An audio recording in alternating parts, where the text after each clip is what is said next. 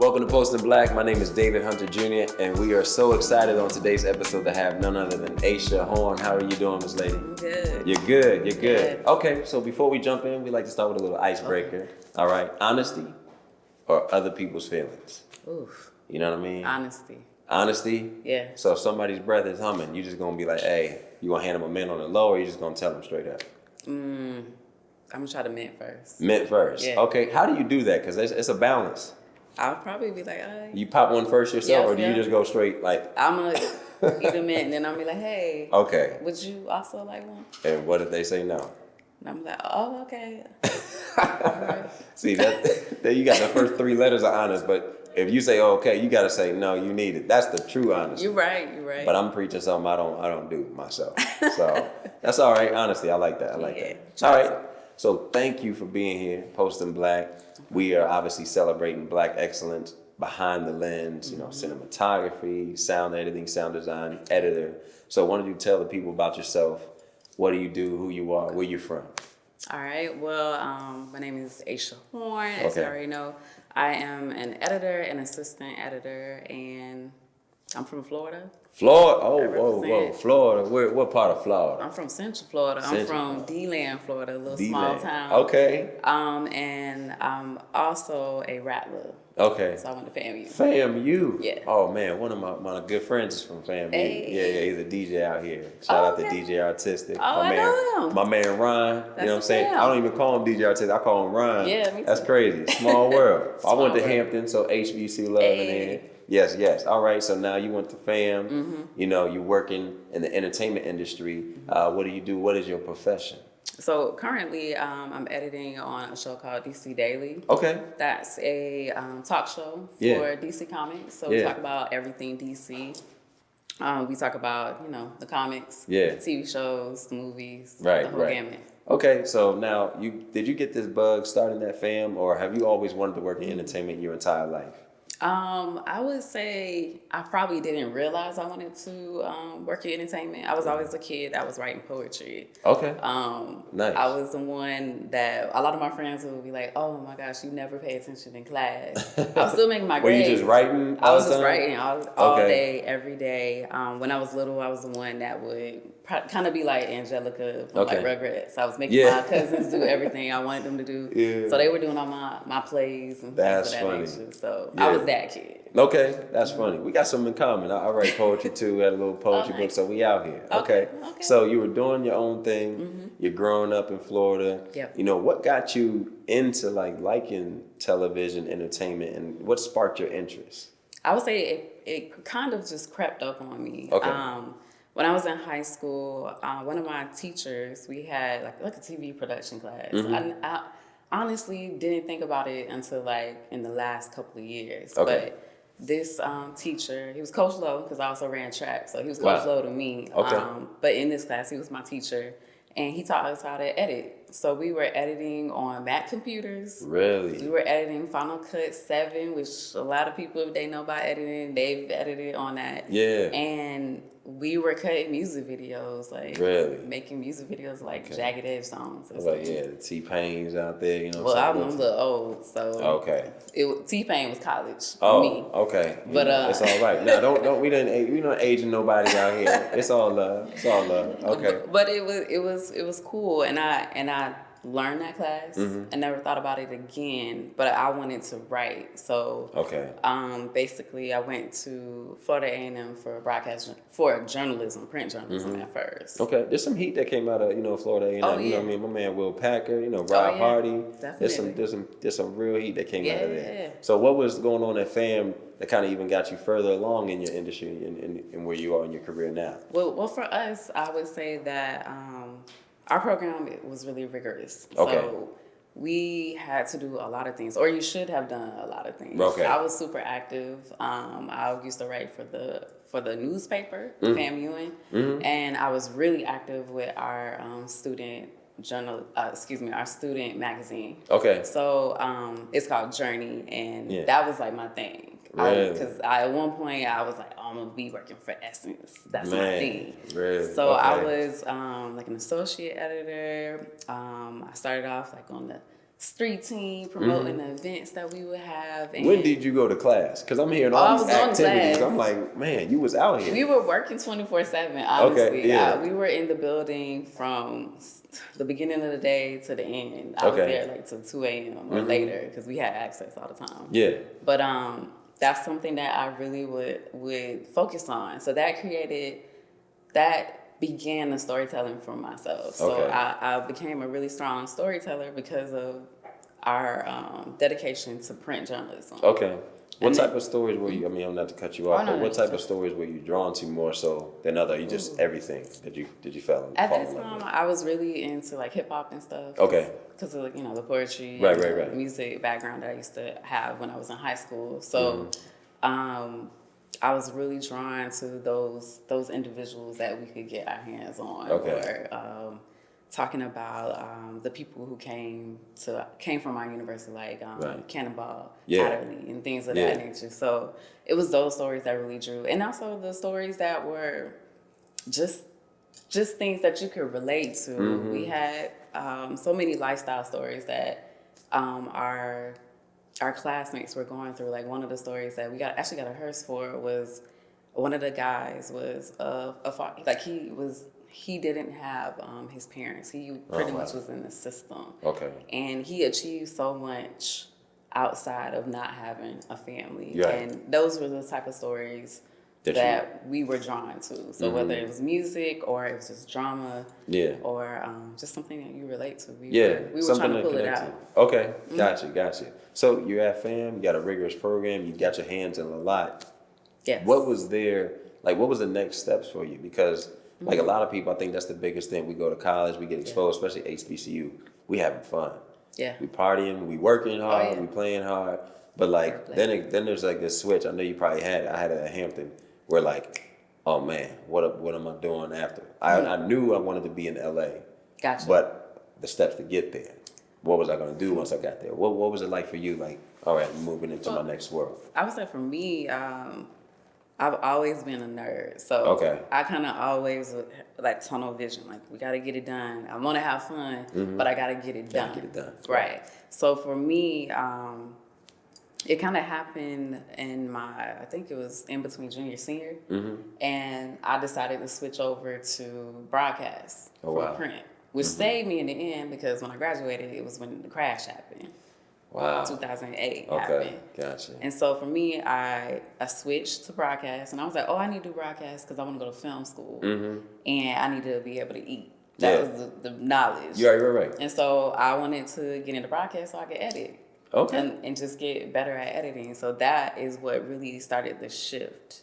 Okay. And as that happened, I was able to get an internship to ESPN. Oh, wow. So that was my first my first major internship. Okay, and I don't think they had been in LA at that time. So you were up in Connecticut, up in Bristol. I was cold. Okay, yeah, I was about to say Florida girl up in Connecticut. Freezing. How was that? That was interesting. When you first see snow for the first time, you're just like, oh my gosh, it's so beautiful. Nah. It wears off very quickly. Yeah, real quick. Super quick. When it starts turning brown, and you're like, wait, hold up. Like, what is that? Going away? They don't show you that part. When that black ice catch you. Oh, yeah. Everybody get caught. Definitely. You know what I mean? Flat on my back. Yeah, real talk. It's a painful thing. It's so terrible. But you learn next time. You gotta fall once. Yeah. Okay, so now you up in Bristol, ESPN, you learning. I'm learning how is that going? Basically, I had an editing internship. Okay, yeah. So we were working on a software called Quantel. Okay. And I was doing stuff for SportsCenter, NBA Fast Break at that time. Yeah. And just learning how to cut speed, honestly. That's pretty much what you have to do. You got to get everything out. I was going to say, they cut them highlights pretty quickly. So you turn around, you getting notes from people. They coming in. They're like, we need to change this real fast because the game changed. Yeah. And you're just learning how to just keep up with the pace. Okay. And I also do it in excellence because, this ESPN, you can't have... They have a reputation. Right. You got to lead it. You're up there. How long are you up there for the internship? I was up there for about 2 months. Okay. That's a good amount of time. Yeah. Were there other people of color there? Was it all from like FAM or was it just like they reached out to people? It was other schools. Okay. We had 2 people from FAM. It was me and another young man that went. And we had some alum that were already there. So I had wow. actually like a homeboy that had graduated, and it was his first year working at ESPN. Oh man. And so, you know, you had a unit there. Okay, So nice. that's good. You had a little family there. Now from there, I know you being at ESPN, you're like, oh man, is this what I want to go into? Yeah.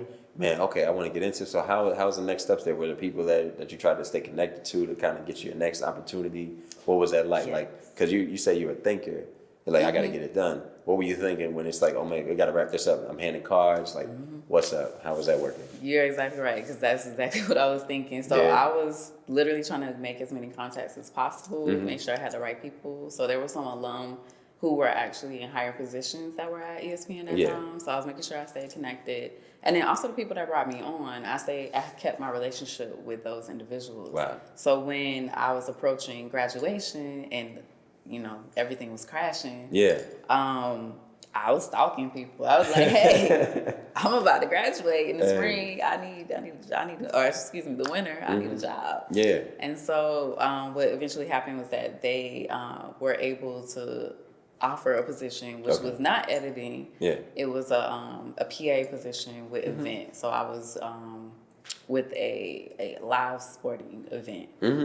That's pretty fun. Were you like based in one location, or you were just kind of like wherever they needed you to go? So we in the New York area. Okay. So for us, what would happen was that I was with NASCAR, believe it or not. Oh wow. So they're trying to diversify. It was interesting because I grew up around NASCAR from over by Daytona Beach. Okay. And so it was interesting because I had never been inside of the actual speedway. Yeah. But with this position, at first I was just making sure I could, you know, giving them all the assets that were needed for each live event.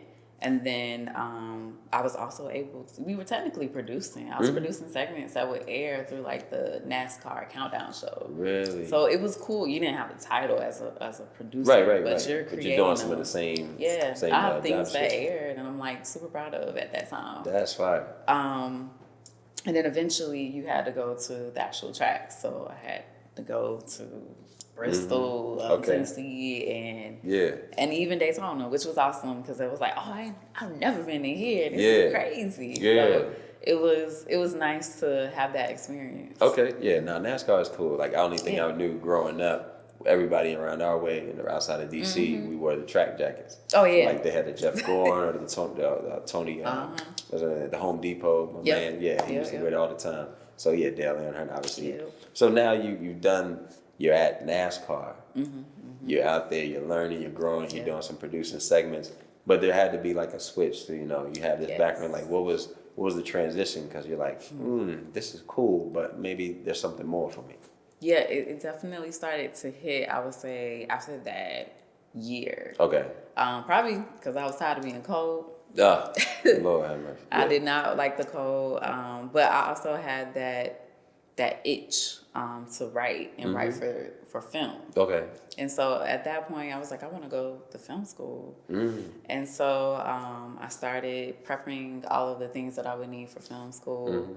And I applied for film school and I actually got in eventually. Where'd you end up going? Was it here in California? Actually didn't even go. Really? Plot twist. Yeah. I got into USC actually. Okay. I was super excited and proud, but my mom is very analytical too. And I had graduated from school without any loans. I was debt free. Yeah. With scholarships from FAM, and my mother was like, "You don't want that debt." Oh man. And I was like, "No, but this is the dream. Like this is it." And what I decided to do was talk to a bunch of people who graduated from USC and to see what it really did for them. Right. And if it was necessary. Right, if it was necessary. And for me, honestly, I just decided that it wasn't really for me. And then, like, I'm a Christian, so I was like praying about things, and I had the weirdest thing that happened. Nobody gonna believe it, but I promise it happened. I was trying to fix my schedule where I could work. So I was calling like every day. I was like, because I moved back down south to save money to move. Yeah. And I was talking to the counselor like every other week. And the counselor was like, okay, I'm going to try to shift some things for you. And I called back and I say, hey, I would like to talk to such and such. I need to talk to her about my schedule. And the person on the phone literally said, "Oh, they no longer work here." And so for me, I was like, wait. I've been talking to this lady for a hot second. Yeah. And now she doesn't work here. Gone. Like, what's going to happen to my schedule? And then what I just basically decided that was a sign for me. And so I decided we're not going to go. We're just going to go ahead and just go over there like everybody's been telling me when I've been talking to them. And then what was even more weird about it was like a couple of days later, I got a call. And it was the lady, and she was like, "Hey, I ain't heard from you." And I was like, I called, and they said you don't work there anymore. And she was like, "No, I work here." And I was like, "Well, I already put in my decline." That's crazy. But I am coming to LA. So that's literally what happened. I know people won't believe it, but that was my sign. That was the confirmation for me. Nah, that's real. So that's funny. And things happen unique, and I definitely agree with you on that. Yeah. That's powerful. So now you're in LA. Yes. You know, and you're here. It's a transition because you're in Florida. You know, you go up to Bristol, but LA is a different thing. You know what I mean? LA is a different beast. It's a different beast for sure. I came in 2011. Okay. So what basically happened, I was just trying to find something.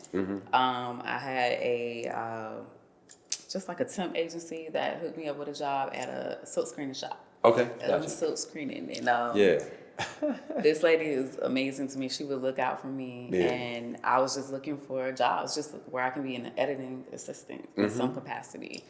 And I had met someone that actually graduated from FAMU. We had spoke, and she knew that I was looking for a position.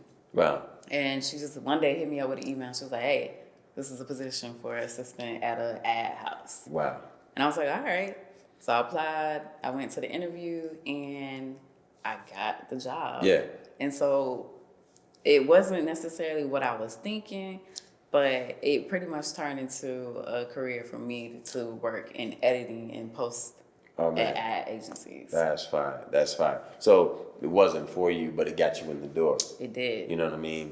What sparked there? Because obviously that was the first official gig. Was it another relation? Because it seems like obviously in this industry, you know, it is about who you know, but more so it's about who knows you. You can call somebody like, "I know them," but if they don't know you, it don't really help. Right. So they got to know you. So what was the steps, you know, from that point to like obviously where you are now? Do you feel more comfortable now? You know, what journey, you know, what was the journey like? I would say the journey into advertising, it was definitely relational. At that place, it was a traineeship, so it was for a period of time. Gotcha. And what happened was one of the men at the place, he was looking out for me. He was like, "I'm going to connect you with this person who's over, it was a diversity program for advertising." Yeah. And I met with that guy, and he was an HR rep for another ad agency. Okay. And then what eventually happened was I started working for a company called RPA. And I worked there for about 5 years. And that was like the ground. That was a ground up for me learning post. Yeah.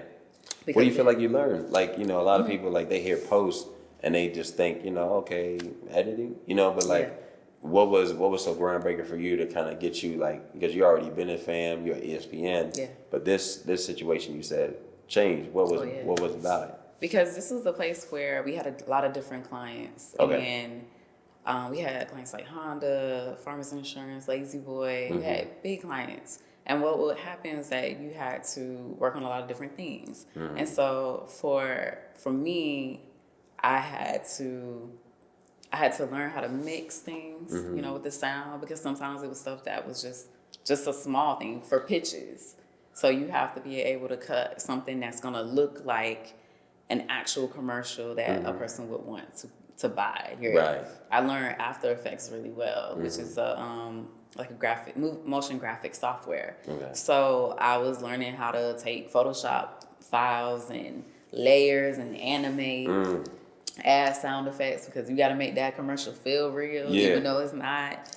Had you learned any of this before? Like, I know you had a little, so you were learning on the spot. I was learning, I learned a little bit because I'm a nerd, I was reading manuals, like After Effects manuals. But that was where I actually had the hands-on. Okay. And then it was a place where it wasn't a lot of pressure at first. So I was like learning, and working with templates. So I was adjusting templates, and that's when you really start learning things like After Effects. We had to prep a lot of things. So sometimes I was learning how to work with DaVinci Resolve, which is the coloring software. Yeah. So you need to learn how to color correct something that might have had a smaller budget. Got you. Because I was gonna say, some like for the people that are out here watching that want to get into post, these things, are they accessible to the average person, or are they things that come with the benefits of being at a gig for a long period of time at a location with some people that have some funding? Because somebody's like, oh, I want to learn. Did she say Da Vinci Code? Or you know what I mean? Like, what did she say? Like, where can they find this? Is it on Amazon? Can they order? Or like, how is it going about? I would say with DaVinci Resolve, that's a free software. So you can get access to it. What was cool for me at where I was working was that I had people who had years of experience with the software.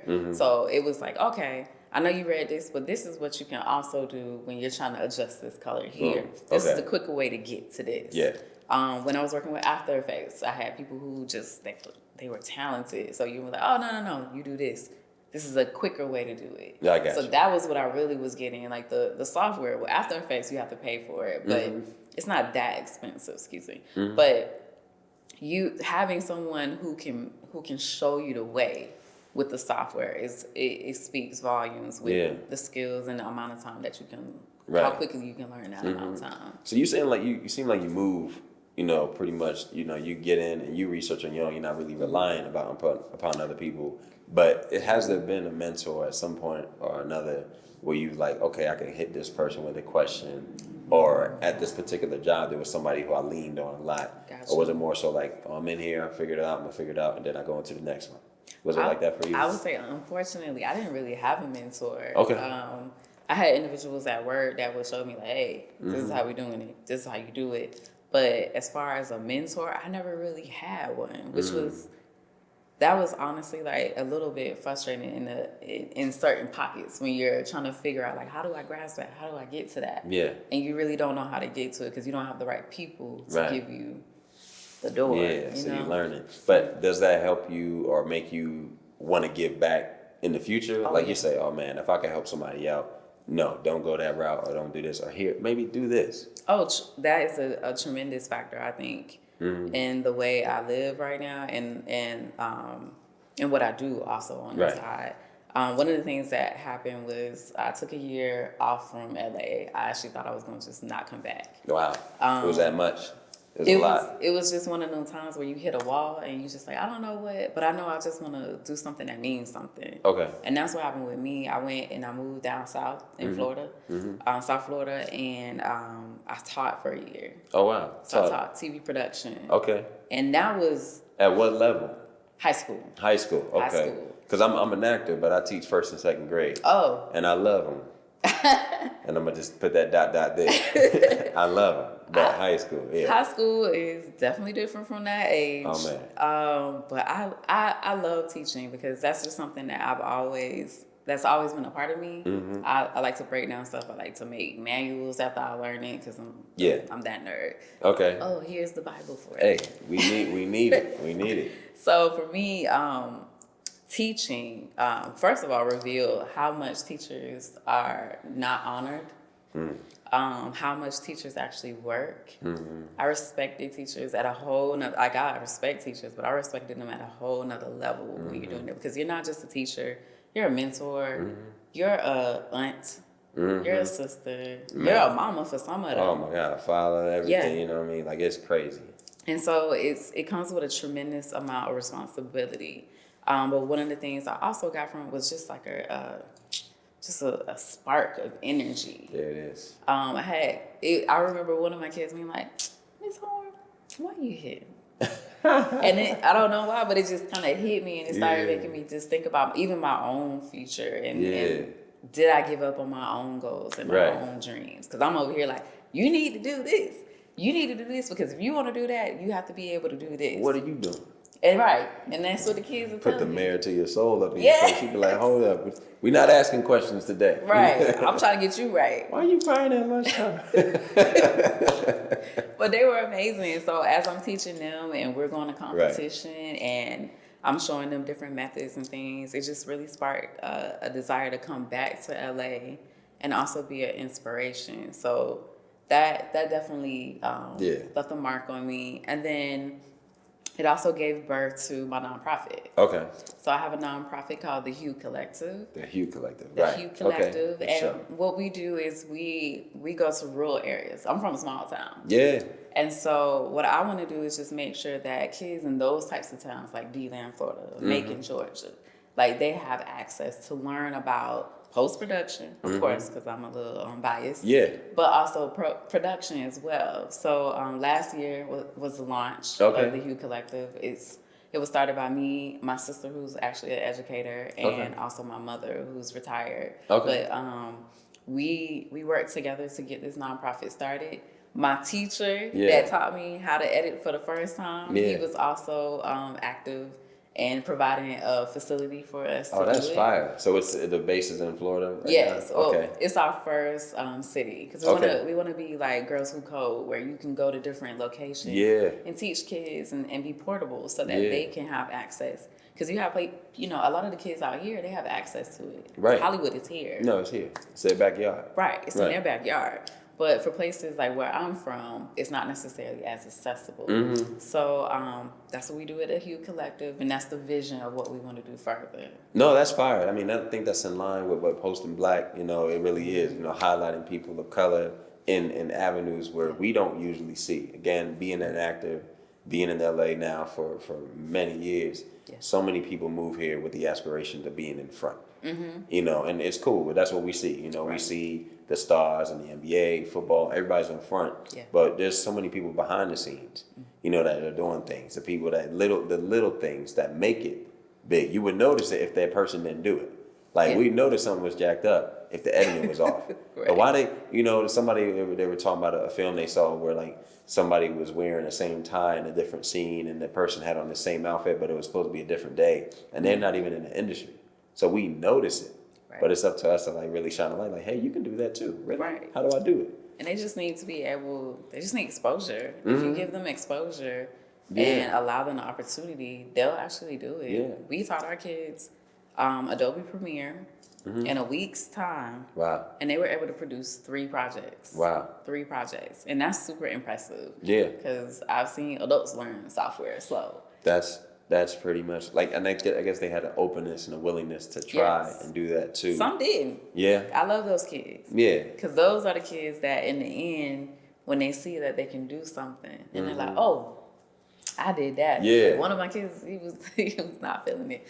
But he was one of the most talented ones with the software. And I was like, you don't realize what you got. Yeah. You just half did this. It's an invitation. My brother always said Posting Black for him was an invitation. And a lot of times, you know, I think his exact words were like, if you don't see yourself in a space, you don't feel like you're invited there. You know, and I know a lot of people of color, some people may disagree, but like sometimes we have a mindset of like, we can't do that. You know, like, oh, I don't have enough money, I can't go to that restaurant. Well, you ain't got to buy the $80 steak, but you can get that $10 dessert.